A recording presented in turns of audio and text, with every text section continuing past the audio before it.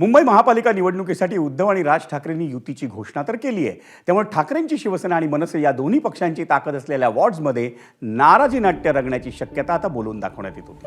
मुंबईतल्या दादरमधल्या वॉर्ड क्रमांक 192 आणि प्रभादेवीतल्या वॉर्ड क्रमांक 194 मधला तिढा सोडवताना ठाकरे बंधूंना त्या नाराजीचा सामना करावा लागल्याची माहिती आहे. त्यात दादरच्या कबूतरखाना परिसरातला वॉर्ड क्रमांक 192 हा मनसेकडे गेल्याची माहिती आहे.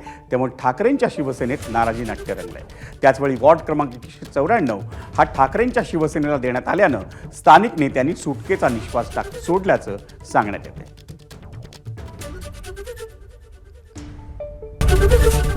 एबीपी माझा, उघडा डोळे बघा नीट.